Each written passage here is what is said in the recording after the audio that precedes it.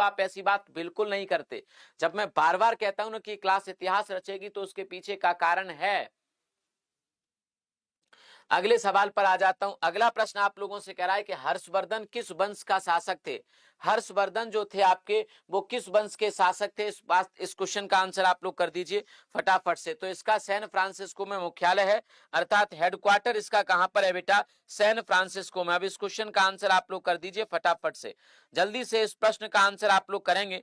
हाजी भाई, हाजी, फटाफट से इस प्रश्न का आंसर आप लोग कर दीजिए। और आप सबको पता है कि कल कल विवेक सर आपके लिए 12 घंटे की क्लास लेकर आ रहे हैं। आपको कल विवेक सर की 12 घंटे की क्लास में जरूर जुड़ना है, क्योंकि हमारे जीवन में मतलब मैं अगर बात करूं तो हमारे जीवन में ना बहुत मौके ऐसे आते हैं जो स्पेशल होते हैं, या जीवन में जो कभी कभार ऐसे मौके आते हैं, ऐसे कह सकते हैं, है ना। जो स्पेशल होते हैं वो हर रोज नहीं आते, कभी कभार आते हैं। तो कल का जो मौका है सुबह 7:30 बजे से, वो हमारे जीवन का एक स्पेशल मौका है, जहां हमें ऐसा कुछ सीखने को मिलेगा, ऐसा कुछ समझने को मिलेगा जो हमें पूरी जिंदगी भर काम आएगा। कैसे? परीक्षा में काम आएगा, तो इसका मतलब है कि ये चीज हमें पूरी जिंदगी भर फायदा देगी। अब आपका सवाल है कि हर्षवर्धन कौन है? हर्षवर्धन की यदि बात करें तो इनका जो वंश था, इसको हम लोग पुष्यभूति वंश कहते हैं। हालांकि इस वंश का दूसरा नाम भी है, जिसे हम लोग वर्धन वंश कहते हैं। अब मतलब सबसे बेकार बात तो तब है जब 60 से 70% विद्यार्थी ये कह रहा है कि हर्षवर्धन मौर्य वंश से थे। तीसरा पॉइंट, सी बहुत सारे लोग कह रहे थे बेटा, बहुत सारे लोग सी कह रहे थे। अब बताइए ऐसे बच्चों को मेरे पास क्या संदेश है? कुछ भी नहीं है बेटा, मैं कुछ भी नहीं कर सकता। तो पुष्यभूति या इसी को हम लोग वर्धन वंश कहते हैं, इस बात को आप लोग याद रखिएगा, ठीक है। वर्धन वंश कहा जाता है। कहते हैं कि इस वंश की जो शुरुआत थी वो एक व्यक्ति थे जिनका नाम था नरवर्धन। क्या नाम था? नरवर्धन इसका नाम था। इन्होंने इस वंश की स्थापना की थी, इस वंश की शुरुआत की थी, है ना। इसके साथ साथ ये भी बताया जाता है कि इस वंश को सबसे ज्यादा जो उन्नति, अर्थात इस वंश की जो सबसे ज्यादा प्रगति हुई थी वो प्रभाकर वर्धन के समय पर हुई थी। किसके समय पर भाइयों? प्रभाकर वर्धन। प्रभाकर वर्धन के समय पर सबसे ज्यादा उन्नति हुई थी इस वंश की। इसको भी आप लोग लिखेंगे। प्रभाकर वर्धन हर्षवर्धन के पिताजी हुआ करते थे, इसको भी आप लोग याद रखेंगे। हर्षवर्धन का राज्याभिषेक या जो राजा बने थे ये 606 ईस्वी में बने थे। कब? 606 ईस्वी में। आप लिखोगे कि नहीं लिखोगे? एक एक चीज कॉपी पर होना चाहिए, इस बात को आप लोग याद रखिएगा, ठीक है। 606 ईस्वी में ये शासक बने थे, राजा बने थे वर्धन वंश के, इस बात को आप लोग याद रखिएगा। इसके साथ साथ इन्हीं के समय पर एक चीनी यात्री, जिसे हम लोग ह्वेन सांग कहते हैं, क्या कहते हैं? ह्वेन सांग कहते हैं, वो इन्हीं के समय पर भारत आया था। सवाल पूछा जाता है कि ह्वेनसांग जो था वो किसके शासनकाल में या किसके समय पर भारत आया था, तो आप कह सकें कि ह्वेनसांग चीनी जो यात्री था वो हर्षवर्धन के शासनकाल में ही भारत आया था। और ये समय था, इस बात को आप लोग याद रखेंगे, ये समय कब था? 631 ईस्वी का। कब का था बेटा? 631 ईस्वी का। और इसने अपनी तमाम यात्रा वृत्तांत अपनी पुस्तकों में ह्वेनसांग ने हर्ष के बारे में बताया है, उस समय के भारत के बारे में बताया है, इस बात को आप लोग याद रखिएगा। इसके साथ साथ मैं अगर बात करूं तो एक लेखक, एक कवि हुआ करते थे जिनका नाम था बाणभट्ट, वो इसी समय के थे और इन्होंने हर्षचरित नामक पुस्तक लिखी। तो सवाल यहां से भी बनता है कि हर्षचरित जो पुस्तक है वो किसके द्वारा लिखी गई, क्योंकि हर्षचरित हर्षवर्धन के बारे में ही है, इस बात को भी आप लोग याद रखिएगा। इसके साथ साथ आप लोग याद रखेंगे कि वर्धन वंश की राजधानी पहले थानेश्वर होती थी, थानेश्वर के बाद इसे कन्नौज स्थानांतरित किया गया। कहां पर बेटा? कन्नौज में से ट्रांसफर किया गया। इस बात को आप लोग अपनी कॉपी पर लिख लेंगे। तो सही जवाब आपका क्या हो जाएगा? पुष्यभूति वंश। अगला क्वेश्चन है आपके सामने, कह रहा है कि Indian film festival of Melbourne awards 2022 में लाइफ टाइम अचीवमेंट पुरस्कार किसे प्रदान किया गया? बढ़िया सवाल आप लोगों के सामने है, इस क्वेश्चन का आंसर आप लोग कर दीजिए। कह रहा है Indian film festival of Melbourne awards 2022 में लाइफ टाइम अचीवमेंट पुरस्कार किसे प्रदान किया गया? मोहित रैना को, है ना, या सचिन तेंदुलकर को, या कपिल देव को, या फिर धर्मेंद्र को? अब आपको बताना है कि जो लाइफ टाइम, ये क्या है कि Indian film festival of Melbourne awards 2022 में लाइफ टाइम अचीवमेंट पुरस्कार किसे दिया गया? तो ऑप्शन है आपके पास कई सारे, लेकिन एक बच्चा मुझे दिख रहा है जो आंसर के पास पहुंच रहा है, उसका नाम है निखिल। बाकी कोई बालक आंसर के आसपास भी नहीं पहुंच रहा है ना, सब लोग अलग अलग आंसर बता रहे हैं। और आंसर सही हो जाएगा बेटा भाइयों कपिल देव। कपिल देव की यदि मैं बात करूं तो इनको Indian film festival of Melbourne IFFM awards 2022 में लाइफ टाइम अचीवमेंट पुरस्कार से सम्मानित किया गया। इस बात को आप सभी साथी याद रखेंगे। लेकिन मुझे समझ नहीं आ रहा कि आप लोग चले कहां गए हो, क्लास में तो आ ही नहीं रहे आजकल, कल भी नहीं आए थे, आज भी नहीं आए थे। तो आपका कपिल देव यहां पर राइट आंसर हो जाएगा। ये जो पुरस्कार दिए गए थे, ये पुरस्कार बांटे गए, या ये जो कार्यक्रम हुआ था, ये 14 अगस्त सन 2022 सॉरी, अगर मैं बात करूं तो ये जो आपका कार्यक्रम हुआ था, ये आपका 14 अगस्त सन 2022 को हुआ। और इसमें कपिल देव को लाइफ टाइम अचीवमेंट पुरस्कार, इनके जीवन के ऊपर एक फिल्म जो बनाई गई थी 83 अर्थात 83, इसको बेस्ट फिल्म का अवार्ड दिया गया। इस बात को भी आप लोग याद रखिएगा।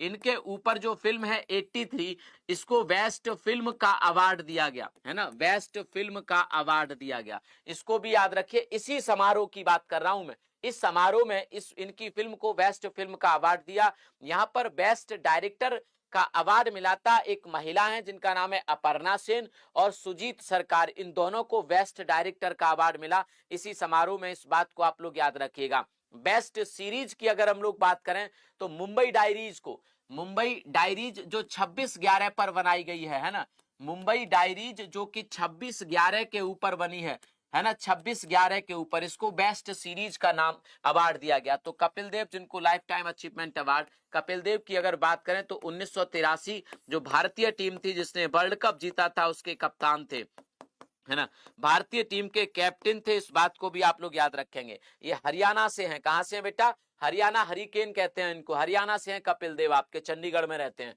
अगला क्वेश्चन है, निम्न में से किसे वैश्विक विरासत का वन माना जाता है? इनमें से किसे हम लोग वैश्विक विरासत का वन कहते हैं? तो 4 ऑप्शन है आप लोगों के पास वैश्विक विरासत का वन। तो आपको मैं बता दूं कि वैश्विक विरासत का जो वन है वो है भारत का सुंदरबन डेल्टा। कौन सा हो जाएगा? भारत का सुंदरबन डेल्टा। तो आपका राइट आंसर है यहाँ पर सुंदरबन डेल्टा। याद रखिएगा कि सुंदरबन डेल्टा का ज्यादातर हिस्सा आज के समय पर आपके बांग्लादेश के पास है। भारत के पास इसका सिर्फ 1/3 हिस्सा है, ज्यादा बड़ा हिस्सा बांग्लादेश के पास है सुंदरबन डेल्टा का। इस बात को भी आप सभी साथी यहाँ पर याद रखेंगे। तो आपका क्या हो गया बेटा कि पश्चिम बंगाल का जो सुंदरबन डेल्टा है उसको वैश्विक विरासत का वन कहते हैं। क्यों? क्योंकि 1987 में 1987 में यूनेस्को के द्वारा इसे विश्व धरोहर स्थल घोषित किया गया है ना, यूनेस्को के द्वारा। याद रखिएगा कि इसको यूनेस्को के द्वारा, SSC GD का सवाल है आपके सामने, ये जो सवाल है आपका ये SSC GD का सवाल है। इस बात को आप लोग याद रखिएगा।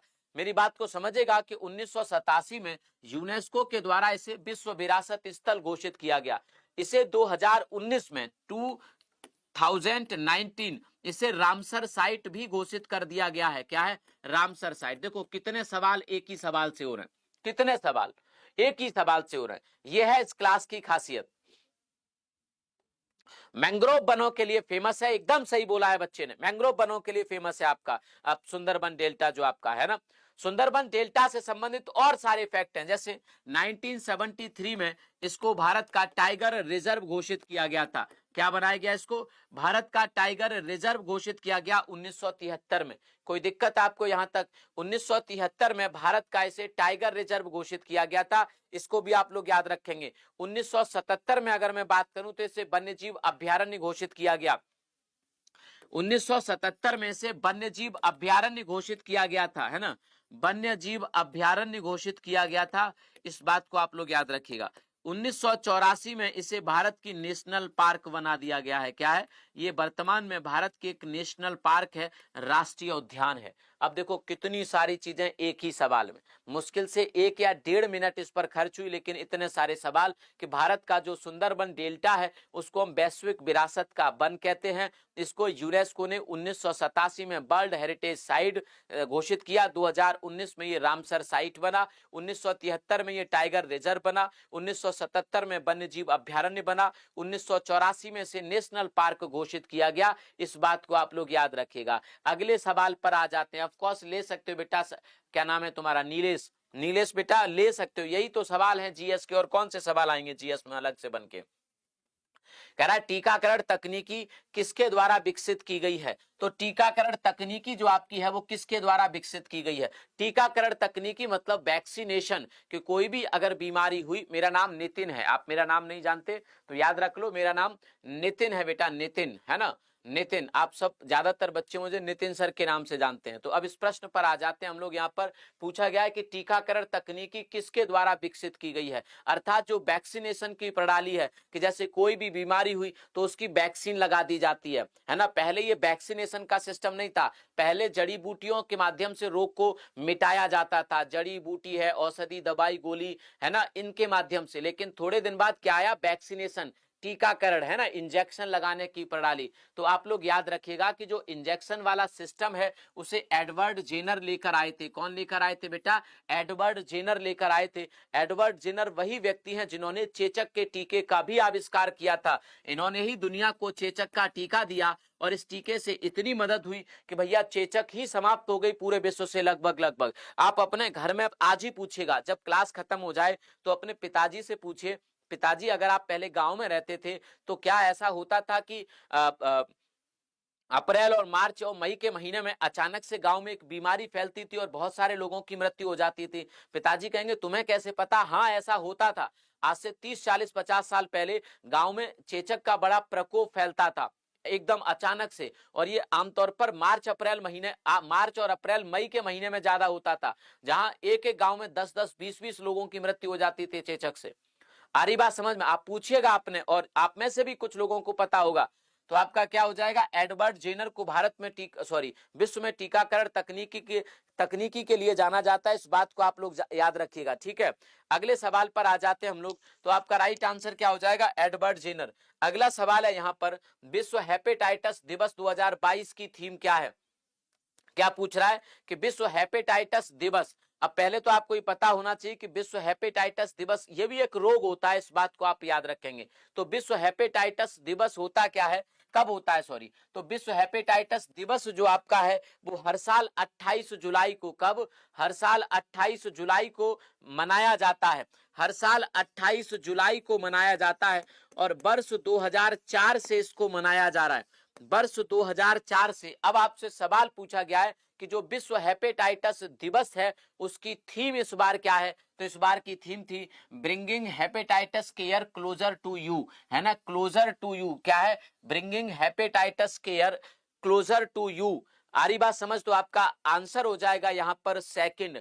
अब हेपेटाइटिस से संबंधित कुछ चीजों को हम लोग देख लेते हैं कि इसका जो दिवस होता है ये संयुक्त राष्ट्र के द्वारा विश्व स्वास्थ्य संगठन, वर्ल्ड हेल्थ ऑर्गेनाइजेशन के द्वारा डिक्लेयर किया गया है। कब, कि 28 जुलाई को। 28 जुलाई को ही क्यों किया गया, क्योंकि जिस व्यक्ति ने हेपेटाइटिस की खोज की थी, हेपेटाइटिस मतलब इसकी पहचान की थी इस रोग की, है ना, उनका नाम था बारूक ब्लमबर्ग, डॉक्टर बारूक ब्लमबर्ग, जिन्होंने इसकी पहचान की, उन्हीं के जन्म दिवस पर इसको क्या किया जाता है, अब हेपेटाइटिस दिवस मनाते हैं हम लोग। अगर मैं आप लोगों से पूछूं कि सर हेपेटाइटिस की पहचान कब हुई थी, तो 1967 में दुनिया को पता लगा कि हेपेटाइटिस नाम का भी कोई बीमारी होता है ना। और इस व्यक्ति ने, बारूक ब्लमबर्ग ने, है ना, इस रोग का टीका बना दिया 2 सालों में केवल। जैसे कोविड आया 2019 में, दुनिया को पता लगा कि कोविड क्या है, और 2020-21 तक आते आते इसकी वैक्सीन बन गई, 20 तक आते आते। तो वैसे ही 1969 में इस रोग का इलाज ढूंढ लिया गया, अर्थात इसका टीका ढूंढ लिया गया, और ये ढूंढा गया डॉक्टर बारूक ब्लमबर्ग के द्वारा, ठीक है। इन्हीं के जन्म दिवस को भारत में क्या मनाते हैं, ब्लमबर्ग के द्वारा हेपेटाइटिस दिवस मनाते हैं पूरे विश्व में। इस बात को आप लोग याद रखेंगे। अगले सवाल पर आते हैं। बढ़िया सवाल आप लोगों के यहाँ पर चल रहे हैं।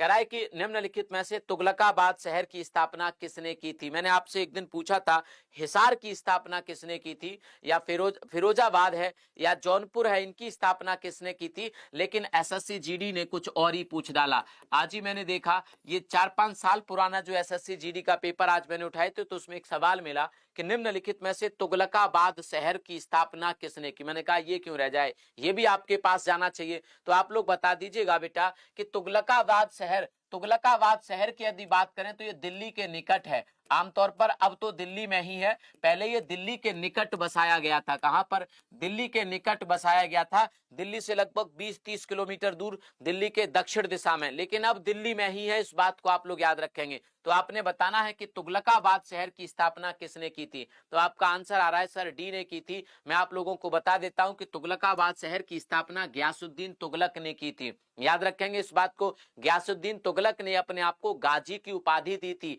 है ना, इस बात को भी आप लोग याद रखेंगे।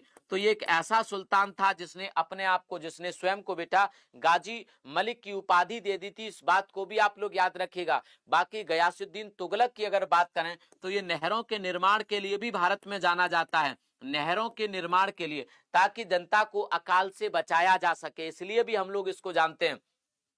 तो नहरों के निर्माण के लिए भी जाना जाता है। गयासुद्दीन तुगलक, तुगलक वंश के संस्थापक के तौर पर भी जाना जाता है, इस बात को याद रखिएगा। हाँ, गयासुद्दीन तुगलक जो आपका है वो तुगलक वंश के संस्थापक के तौर पर भी जाना जाता है, और इसका शासनकाल जो है बेटा वो 1320 से लेकर 1325, 5 सालों तक का इसका शासनकाल है। और तुगलकाबाद किसने बसाया? इसी ने। आ रही बात समझ में? एक के बेटा बेटा हाँ जी भाई, तो आपका, हाँ आपका क्या हो जाएगा? हाँ चलेगा, तुगलकाबाद गयासुद्दीन तुगलक ने। अगले सवाल पर आ जाते हैं। लैप्स नीति का प्रारंभ किसने किया था, है ना। लैप्स नीति, इसको आप लोग ऐसे मान लेंगे कि विलय की जो नीति थी, तो विलय की नीति का प्रारंभ किसने किया था? विलय नीति का मतलब था कि किसी का अपना कोई चाइल्ड नहीं है, मतलब किसी का अपना कोई पुत्र या पुत्री नहीं है राजा का, तो उसको अंग्रेज शासन नहीं देते थे, उसका क्षेत्र राजा या राज्य रानी की मृत्यु के बाद छीन लेते थे। इसको कहते हैं डॉक्ट्रिन ऑफ लैप्स, विलय नीति, हड़प नीति, इसी को कहते हैं। तो आपने बताना है कि जो हड़प नीति भारत में लागू की थी वो किसने। तो आपको पता होगा कि हड़प नीति लेकर आया था डलहौजी। डलहौजी का शासन काल था 1848 से लेकर 1856 तक। ये भारत का क्या रहा बेटा? वायसराय रहा। डलहौजी क्या था? डलहौजी भारत में 1848 से लेकर 1856 तक भारत का वायसराय रहा। इसी के शासनकाल में भारत में सतारा है, संबलपुर है, जैतपुर है, अवध है, झांसी है, इन सब को ब्रिटिश साम्राज्य में मिला लिया गया। कोई दिक्कत आपको यहाँ तक? इसी के शासनकाल में, इसी के समय पर ये सतारा, बाघाट, जैतपुर, संबलपुर, झांसी, अवध, इन सबको किस में मिला लिया? ब्रिटिश साम्राज्य में मिला लिया। कौन सी नीति के तहत? विलय नीति के तहत। हालांकि इसमें से अवध विलय नीति के तहत नहीं मिलाया गया था, अवध मिलाया गया था कुशासन की रिपोर्ट के आधार पर। किस पर? कुशासन की रिपोर्ट के आधार पर। तो इस बात को आप याद करके अभी से चलो, कोई आपको लास्ट में नहीं कराएगा। मैं आपको एक एक चीज बता के चल रहा हूं कि अवध को कुशासन की नीति के आधार पर भारत ब्रिटिश साम्राज्य में मिलाया था अंग्रेजों ने। बाकी आपका सतारा, बागाट, जैतपुर, संबलपुर, झांसी, इन सबको कुशासन विलय मतलब हड़प नीति के आधार पर मिलाया था। अब डलहौजी का शासनकाल रेलवे के लिए भी जाना जाता है। एसएससी जीडी का सवाल है ना, एसएससी जीडी का सवाल कि रेलवे, जो भारत में रेलवे है वो किस समय शुरू हुई थी? तो डलहौजी का ही समय था जब भारत में रेलवे की शुरुआत हुई थी। भारत में डाक की शुरुआत, तो रेलवे के लिए इसको जाना जाता है। भारत में डाक की शुरुआत के लिए इसे जाना जाता है। सिविल सेवा की लिखित परीक्षा का इसी के शासन काल में, सिविल सेवा जो आज यूपीएससी की परीक्षा होती है ना, वैसे पहले भी एक परीक्षा होती थी अंग्रेजों के शासन काल में, जिसकी शुरुआत इसी के समय हुई थी। लिखित परीक्षा की शुरुआत इसी के समय हुई थी। तो सिविल सेवा की लिखित परीक्षा के लिए भी इसी के शासनकाल को जाना जाता है। इस बात को आप लोग याद रखेंगे, ठीक है। कोई दिक्कत आपको? तो डलहौजी इसके लिए जाना जाता है, रेलवे की शुरुआत के लिए, डाक व्यवस्था की शुरुआत के लिए, सिविल सेवा की लिखित परीक्षा की शुरुआत के लिए, है ना, डाक एवं तार, इस सब के लिए क्या हो जाएगा बेटा? इसी को जाना जाता है, इसी को पहचाना जाता है। अगला क्वेश्चन है, कह रहा है कि निम्नलिखित में से किसने भारत रत्न और निशाने पाकिस्तान दोनों प्राप्त किए हैं? इसमें से वो कौन सा व्यक्ति है जिसको भारत रत्न भी मिला है और निशाने पाकिस्तान भी मिला है? चार ऑप्शन आप लोगों के सामने हैं और आपको चारों में से वो चुनना है जो सही हो जाएगा। तो भारत रत्न तो आप सब जानते हैं कि भारत का सर्वोच्च नागरिक सम्मान है, और निशाने पाकिस्तान पाकिस्तान का सर्वोच्च सम्मान है। ये भारत के एक प्रधानमंत्री हैं जिनका नाम है क्या? हाँ हाँ, क्या नाम है बेटा, कोई बताएगा आप में से? मोरारजी देसाई, बहुत बढ़िया, शाबाश। भारत के एक प्रधानमंत्री हैं जिनका नाम है मोरारजी देसाई। मोरारजी देसाई को भारत रत्न भी मिला है और इनको निशाने पाकिस्तान भी मिला है। भारत सरकार की ओर से भी इनको सम्मानित किया गया और पाकिस्तान ने भी इन्हें अपना सर्वोच्च सम्मान दिया है, निशाने पाकिस्तान। तो आप याद रखिएगा, मोरारजी देसाई की यदि बात करें तो 1977 से लेकर 1979 तक भारत के पीएम रहे हैं, भारत के प्रधानमंत्री रहे हैं, भारत के सर्वाधिक लंबे समय तक वित्त मंत्री रहे हैं, है ना। सबसे ज्यादा बजट पेश करने का जो रिकॉर्ड है वो इन्हीं के नाम पर है, इस बात को भी आप याद रखेंगे। सबसे ज्यादा बजट पेश करने का जो रिकॉर्ड है वो इन्हीं के नाम पर है। इन्होंने 10 बजट पेश किए हैं, कितने बार? 10 बार बजट पेश किए हैं, इस बात को आप याद रखेंगे, बड़ी बात है अपने आप में। 10 बार बजट पेश किए इन्होंने भारत में, है ना, वित्त मंत्री के तौर पर लंबा कार्यकाल। इसके साथ साथ सबसे बुजुर्ग प्रधानमंत्री का रिकॉर्ड भी इन्हीं के नाम पर है। सबसे बुजुर्ग प्रधानमंत्री 81 साल की उम्र में देश के प्रधानमंत्री बने थे। कितनी साल बेटा? 81, है ना, 81। और एक और है, जैसे हमारा आपके बर्थडे होता है तो हर साल हमारे आपके दोस्त कहते हैं यार बर्थडे की पार्टी नहीं दोगे क्या, बर्थडे की पार्टी दे दो यार, नहीं देते हो। जब तक ना दो उनको पार्टी तब तक तुम्हें गाली गलौज करते ही रहेंगे, है ना, तब तक तुम्हें गाली गलौज करते ही रहेंगे कि भाई पार्टी, और तुम भी एक दिन इतना ज्यादा फ्रस्ट्रेट हो जाओगे कि भाई तू ले ही ले पार्टी, आज ले ले तू पार्टी, आज तुझे पार्टी देते हैं। भाई साहब के पास ऐसा कोई सीन नहीं था, क्योंकि इनका बर्थडे ही 4 साल में आता था। अब कहां से मांगोगे, मांगो पार्टी, 4 साल में बर्थडे आता था। क्यों? क्योंकि इनका जो जन्म दिवस है बेटा वो 29 फरवरी है। क्या है? 29 फरवरी है भाई साहब का। आ रही बात समझ में? ये भारत के प्रधानमंत्री बनने से पहले जो आपका बंबई प्रांत है उसके मुख्यमंत्री भी रह चुके थे, इस बात को आप याद रखेंगे, ठीक है। भारत के सबसे बुजुर्ग प्रधानमंत्री 81 साल की उम्र में देश के प्रधानमंत्री बने। 29 फरवरी को इनका बर्थडे आता है? तो ये पार्टी वार्टी नहीं देते थे, इनके बच गए पैसे। अगले सवाल पर आ जाते हैं। कह रहा है कि जुलाई 2022 में प्रधानमंत्री नरेंद्र मोदी द्वारा अनावरण किए गए राष्ट्रीय प्रतीक का निर्माण किसने किया? तो सवाल क्या बनता है बेटा? कह रहा है कि जुलाई 2022 में प्रधानमंत्री नरेंद्र मोदी जी द्वारा अनावरण किए गए राष्ट्रीय प्रतीक का निर्माण किसने किया था? आप सबको पता है कि मोदी जी ने जुलाई के महीने में, है ना, जुलाई के महीने में भारत के राष्ट्रीय प्रतीक का अनावरण किया, जिस पर बहुत विवाद हुआ। सवाल बन सकता है वहां से, जिस पर बहुत विवाद हुआ। और विवाद क्या था कि इसमें बताया गया कि भैया जो राष्ट्रीय प्रतीक है जिसमें शेर है उसका जो मुंह है वो ज्यादा खोल दिया है, उसके दांत दिखाई दे रहे हैं। कहा कि ऐसा राष्ट्रीय चिन्ह नहीं है हमारा असली वाला, है ना, अशोक की लाट वाला जो है जिसमें चारों दिशाओं में शेर हैं आपके, कहा कि इसके मुंह ज्यादा खुल गया है। मतलब मोदी जी ने इसे छेड़छाड़ किया, ऐसा आरोप लगाया। मैं ऐसी बात कर रहा हूं, ठीक है। और ये जो नया संसद भवन बना है, क्या बना है बेटा? नया संसद भवन बना है। नए संसद भवन की छत पर इसका अनावरण किया था थोड़े दिन पहले मोदी जी ने, नए संसद भवन की छत पर। याद रखिएगा कि जो नया बना है वो कांसा की धातु से बना है। किससे बना है? कांसा की धातु से। और 9,500 किलो, लगभग 95 कुंटल इसका वजन है। कितना है बेटा? 95 कुंटल इसका वजन है, इस बात को याद रखिएगा। 9,500 किलो इसका वजन है। तो याद रहेगा आपको कि नहीं रहेगा? 9,500 किलो इसका बेटा वजन है, इस बात को आप सभी साथी यहां पर याद रखेंगे। किसी भी प्रकार की कोई दिक्कत अगर आपको है तो आप मुझे बता सकते हैं यहाँ पे। और बाकी इसको बनाया था एक व्यक्ति है जिनका नाम है सुनील देवरे। क्या नाम है? सुनील देवरे। और एक व्यक्ति है जिनका नाम है लक्ष्मण व्यास। इन दोनों ने मिलकर इसको बनाया है, इस बात को आप सभी साथी यहाँ पर याद रखेंगे। अगर मैं बात करूं सुनील देवरे की तो ये औरंगाबाद से हैं। कहां से हैं? ये भारत में औरंगाबाद से है। और ये जो आपके हैं लक्ष्मण व्यास, ये भारत में कहां से हैं बेटा? जयपुर से हैं। इन दोनों ने मिलकर अशोक की लाट का निर्माण किया है ना। इन दोनों ने मिलकर अशोक की लाट का निर्माण किया, इस बात को आप लोग याद रखिएगा। 9,500 किलोग्राम का ये है। और अगर इसकी ऊंचाई की बात करें कि कितना ऊंचा है तो 6.5 मीटर ऊंचा है। कितना है बेटा? 6.5 मीटर ऊंचा है। इसका मतलब लगभग 20 फीट मान के आप लोग चलिएगा, 2 मंजिल ऊंचा है ना। तो आप याद हो गया यहां से सब कुछ। अगर पूछा जाए कि अशोक की लाट कहां से ली गई है तो आप में से कोई बता सकता है कि अशोक की लाट कहां से ली गई है? हाँ, जो हमारा राष्ट्रीय चिन्ह है वो कहां से लिया गया है? राष्ट्रीय चिन्ह कहां से लिया गया है? कोई बताएगा आप में से? औरंगजेब नहीं, औरंगाबाद। अगले सवाल पर आ जाते हैं। नेक्स्ट आपके सामने प्रश्न है, हमारा राष्ट्रीय प्रतीक चिन्ह कहां से लिया गया है?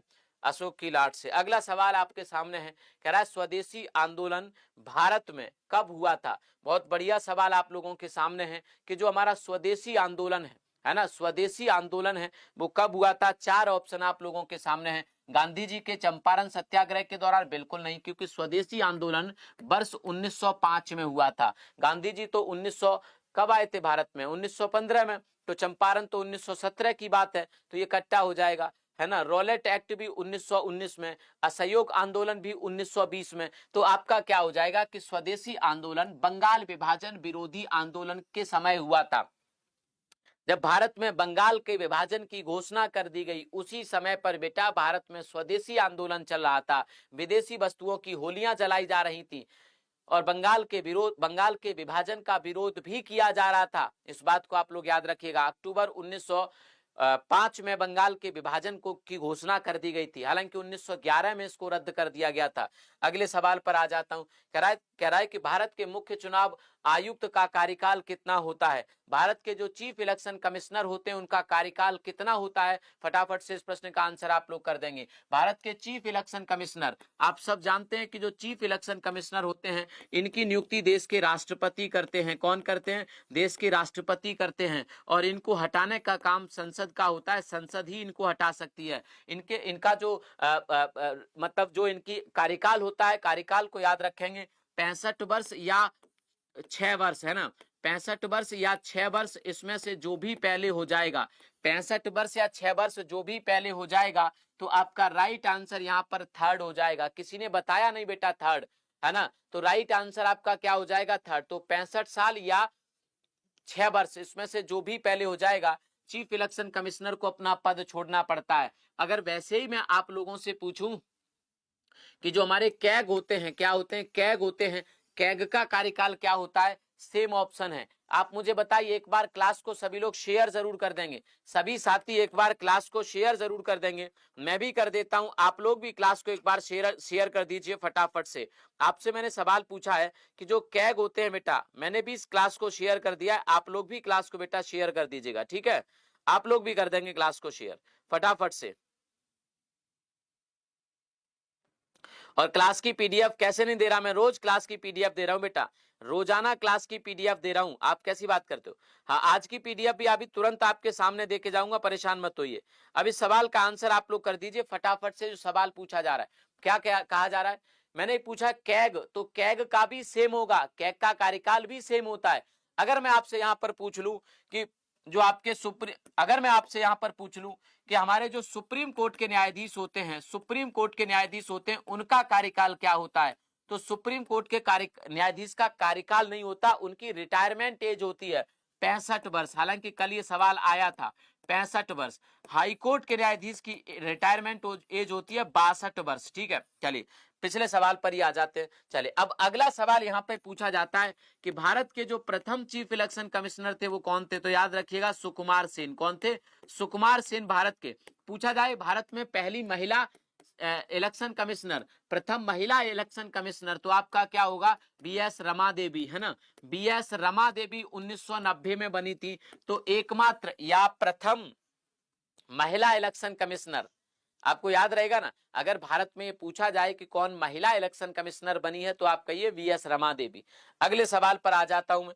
अगला सवाल आप लोगों से पूछ रहा है, कह रहा है कि निम्नलिखित तो भारतीय राज्यों में से कौन सा भूटान के साथ अपनी सीमा साझा करता है? भूटान के साथ यहाँ पर आपको बताना है। मैं बता देता हूं कि जो भूटान है बेटा आपका, भूटान भारत के साथ सीमा साझा करता है। और भारत के कुछ राज्य कौन कौन सा? एक तो आपका अरुणाचल प्रदेश, अरुणाचल प्रदेश के साथ सबसे लंबी सीमा रेखा है भूटान की। इस बात को याद रखिएगा, भूटान अगर सबसे लंबी सीमा रेखा साझा करता है तो वो करता है अरुणाचल प्रदेश के साथ। ठीक है, अरुणाचल प्रदेश के बाद आपका असम आ जाता है, असम के बाद आपका पश्चिम बंगाल आ जाता है, पश्चिम बंगाल के साथ भी भूटान की सीमा साझा होती है, और पश्चिम बंगाल के बाद आपका सिक्किम आ जाता है। तो भारत के ये 4 राज्य हैं। कितने हैं बेटा? भारत के ये 4 राज्य हैं जिनके साथ हमारी सीमा भारत के 4 राज्य जिनके साथ भूटान की सीमा साझा होती है। भूटान की यदि बात करें तो भूटान की जो राजधानी है वो थिम्पू है। क्या है?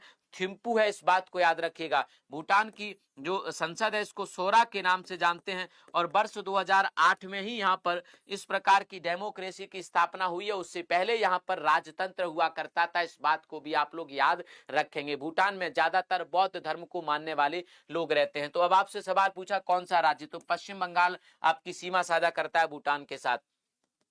अगला प्रश्न है नाथुला दर्रा कौन से राज्य में है, बहुत बढ़िया सवाल। नाथुला दर्रा कौन से राज्य में है, हिमाचल प्रदेश में, सिक्किम में, उत्तराखंड या फिर असम में। तो आपने बताना है कि जो नाथुला दर्रा है, हाँ नुगुलट्रम इसकी मुद्रा है, एकदम सही है। नाथुला दर्रा कौन से राज्य में है, हाँ जी भैया, नाथुला दर्रा कौन से राज्य में है, तो मैं आप लोगों को बता देता हूं। नाथू और ला का मतलब ही दर्रा होता है तिब्बती भाषा में। तो नाथुला दर्रा जो आपका है वो सिक्किम में है, इस बात को आप लोग याद रखिएगा, ठीक है। सिक्किम जो नाथुला दर्रा है ये पुराने समय में भारत और चाइना के बीच में व्यापारिक मार्ग की तरह इस्तेमाल किया जाता था। 1962 में 1962 में जब भारत और चीन का युद्ध हुआ तो उसके बाद इस दर्रे को बंद कर दिया गया, इस दर्रे को क्या कर दिया, क्लोज कर दिया। तो ये दर्रा 1962 में बंद कर दिया गया था, इस बात को भी आप लोग याद रखेंगे। हालांकि अब सवाल एक आपका एसएससी में ही बना था कि नाथुला दर्रा को पुनः कब खोला गया, तो 2006 में ये दर्रा पुनः खोला जा चुका है और यहां से कुछ यात्राएं, कुछ आवागमन होने लगा है, इस बात को भी आप याद रखिएगा, ठीक है। 2006 में कहीं बातें ये आपको सीखने को नहीं मिलेंगी। तो वर्ष 2006 में इस दर्रे की पुनः शुरुआत हो चुकी है, इस बात को आप याद रखेंगे। अगर सिक्किम की बात करें तो सिक्किम भारत का 22वां राज्य है। 1975 में ये भारत का 22वां राज्य बना था। यहाँ पर एक लोकसभा की सीट है, एक राज्यसभा की सीट है और 32 विधानसभा की सीट है, इस बात को आप याद रखेंगे। तो राइट आंसर आपका सिक्किम हो जाएगा। अगला क्वेश्चन कह रहा है कि प्रीवी पर्स अर्थात राज भत्ता को किस संशोधन द्वारा समाप्त कर दिया गया। पहले जो राजा हुआ करते हमारे देश में उनको भत्ता दिया जाता था। इंदिरा गांधी जी ने कहा कि इतने गरीब देश में जहां हमारा संघर्ष भोजन का है, जहां गरीबों को भोजन मिल पा रहा है या नहीं मिल पा रहा है, इस बात की लड़ाई है, उस देश में एक मोटी रकम राजाओं को फ्री में दे दी जाती है, नहीं चलेगा इस देश में। और इंदिरा गांधी जी ने संविधान में संशोधन कर दिया, क्योंकि भारत के संविधान के आर्टिकल 291 और 362 में राजाओं को दिए जाने वाले भत्ते के बारे में लिखा था, अर्थात संविधान ने राजाओं को गारंटी दी हुई थी, तभी राजा माने थे इस बात पर। तो संविधान उनको भत्ते के बारे में गारंटी देता था। इंदिरा गांधी जी ने कहा अच्छा आप हमसे बहस करोगे, संविधान तो परिवर्तित हो सकता है, संविधान को तो परिवर्तित करने का अधिकार संसद को है, लो हम बदल देते हैं, अब बताओ क्या करोगे। तो 26वां संविधान संशोधन करके 291 और 362 ये हटा दिए गए, इससे इस बात को आप लोग याद रखेंगे, ठीक है। भारत के संविधान से दोनों ही अनुच्छेद हटा दिए, तो राजाओं का प्रीवी पर्स या राजाओं का जो भत्ता था वो बंद हो गया। अगले सवाल पर आ जाता हूं मैं। अगले सवाल पर